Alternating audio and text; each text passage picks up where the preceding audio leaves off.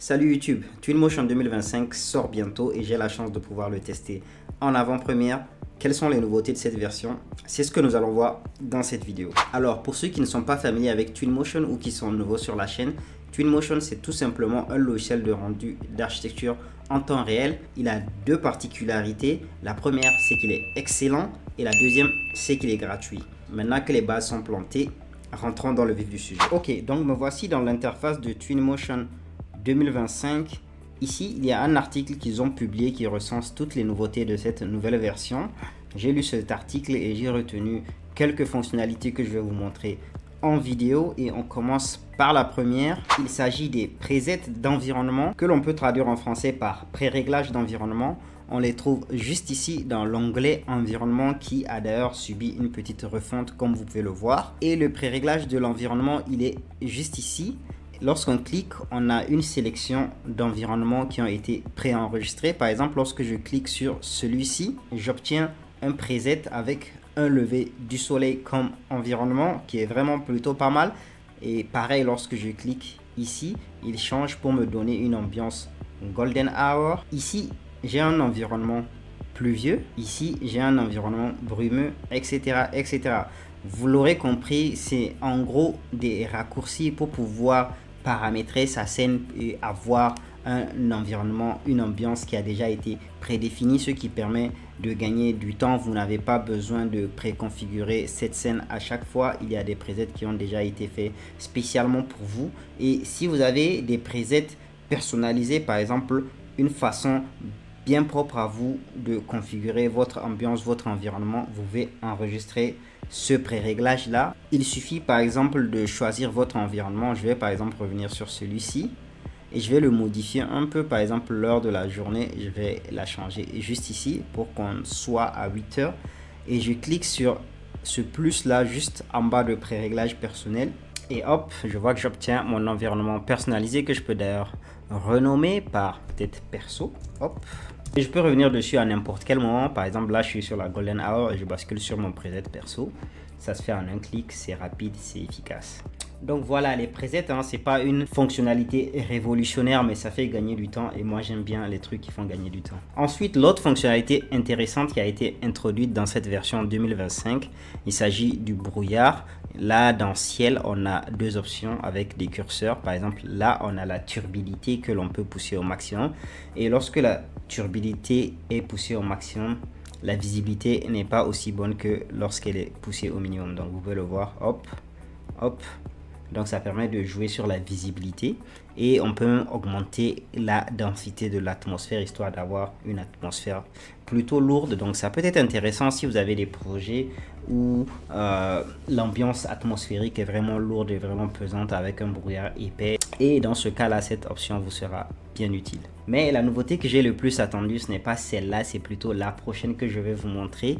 Il s'agit des nuages volumétriques. Si vous êtes familier avec les anciennes versions de Twinmotion, vous savez que c'était un enfer d'avoir le bon profil nuageux. Il fallait passer notamment par les HDRI, ce qui n'était pas très pratique.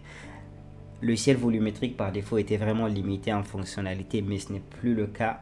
Maintenant, on peut vraiment customiser le ciel à souhait. Il y a aussi des presets comme avec les environnements. Par exemple, là, on a à la base un ciel dégagé. On peut venir juste ici en cliquant. On a un ciel avec des petits cumulus, avec de gros cumulus juste ici, des cumulonimbus, etc.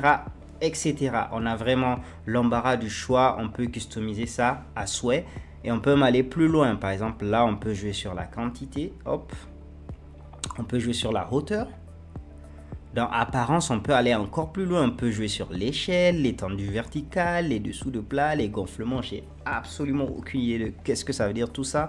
Et d'ailleurs, je trouve même qu'ils abusent un peu sur le contrôle qu'ils nous offrent. Mais bon, mieux vaut trop de contrôle que pas assez de contrôle. Donc, on ne va pas cracher là-dessus. Merci Twinmotion. Et la quatrième nouveauté que je vais vous montrer qui a été introduite avec cette version 2025, ce sont les ombres nettes. Et je vais vous les montrer tout de suite. Mais pour que l'exemple soit parlant, déjà, je vais changer d'environnement. Allez, hop, je vais venir en Sunnycote. Voilà, là c'est parfait. Je vais prendre de la végétation. Je vais prendre un arbre Voilà, celui-ci est parfait. Je vais également prendre un bus. Je vais le placer juste ici. Oh, sorry. Voilà. Donc voici en l'état actuel comment se présentent les ombres. Et ce que je vais faire, c'est que je vais basculer en mode ombre nette. Et là, vous voyez, on a des ombres qui sont beaucoup plus tranchantes, beaucoup plus précises. Et c'est pareil lorsqu'on va de l'autre côté avec l'arbre. Il est où l'arbre? Voilà. Donc voilà. Là, c'est le mode net. Et là, c'est le mode standard. Donc ça permet d'avoir encore plus de précision au niveau des ombres lorsqu'on est directement dans le viewport, ce qui nous permet d'avoir une vision qui se rapproche plus du rendu final. Donc si vous avez une bécane qui supporte vraiment, qui a de la puissance à revendre, bah, vous pouvez laisser ce mode là activé par défaut. Ça vous permettra de travailler de façon beaucoup plus précise. Mais sinon, si vous avez une machine qui ne tient pas tellement, vous restez en mode standard et c'est parfait. Après ça, la prochaine nouveauté que je vais vous montrer, il s'agit du projecteur, mais pour ça il faut que je change de projet, donc je vais aller sur un projet d'intérieur. Ok, donc me voici dans un petit projet d'intérieur. Ce que je vais venir faire, c'est que je vais aller dans les lumières, hop, et je choisis la projecteur light, donc qui est l'une des nouveautés les plus intéressantes de cette version 2025 et qui est attendue, je pense, par pas mal de monde. C'est le fait de pouvoir faire de la projection. Par exemple, lorsqu'on fait un rendu vidéo, il peut être intéressant dans certains projets de faire projeter une vidéo, par exemple sur un spot publicitaire ou autre. Et ce qui était auparavant super compliqué, maintenant c'est extrêmement simple avec ce nouvel outil de projecteur sous forme de lumière. Là, il n'y a pas de signal parce que j'ai pas encore uploadé de vidéo ou bien de photos. Donc ce que je vais faire, je vais en uploader une pour que vous voyez un peu ce que ça donne. Donc je vais ici. Et voilà, en quelques clics, j'ai déjà ma vidéo qui a été projetée. D'ailleurs, petite parenthèse, la vidéo que vous voyez juste ici, c'est une vidéo qui n'a pas encore été publiée sur la chaîne. Je vous conseille de ne pas la manquer et pour ça, n'oubliez pas d'activer la cloche. Merci, parenthèse fermée. Après le projecteur lumière, l'une des autres nouveautés qui a été introduite, c'est celle des confettis. Alors, ce n'est pas tellement transcendant, mais je trouve que ça peut être utile dans certains projets. Oups, j'ai supprimé le mauvais objet. Donc, ce que je vais faire, c'est que je vais supprimer le projecteur là. Et je viens ici dans les particules. Il y a une nouvelle option qui s'affiche qui n'était pas là dans les autres versions, c'est confetti juste ici. Et on voit qu'il y a différentes sélections de confetti que l'on peut facilement ajouter dans notre scène. Alors personnellement, moi de toute ma carrière, j'ai pas encore eu de projet où j'ai eu besoin de faire des animations avec des confettis, mais peut-être que ça pourra servir à certaines personnes de cette fonctionnalité et qu'elle existe, on est bien content. Ok, cette nouveauté que je vais vous montrer, c'est l'une des plus importantes de cette version 2025. Il s'agit des LOD, les niveaux de détail. C'est un concept un peu compliqué à expliquer, mais je vais vous le montrer, ça va être très clair. Ce que j'ai devant moi, c'est un conteneur que j'ai téléchargé sur internet et que j'ai importé dans Twinmotion. Et si vous êtes familier de cette manipulation, vous savez que parfois les objets sont très mal optimisés, ce qui alourdit votre scène. Votre Twinmotion devient buggé, il rame, c'est un enfer. Et pour corriger ce problème là, Twinmotion a introduit justement ce système de LOD, de niveau de détail.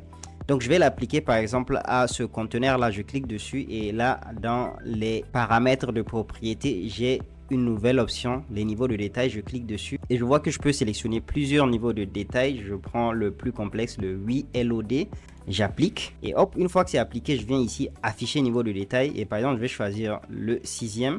Et là, je vois que ce qui était avant mon conteneur très détaillé, là, j'ai juste un cube, ce qui rend la navigation beaucoup plus fluide. Donc, le conteneur pesait sur ma machine, mais là, c'est juste un cube, quoi, ce qui le rend très simple à calculer. Donc, on met notre conteneur dans notre scène et puis on n'y repense plus. Donc, c'est vraiment fabuleux comme nouveauté. Pour moi, c'est vraiment la plus intéressante de toutes les nouveautés de cette version 2025.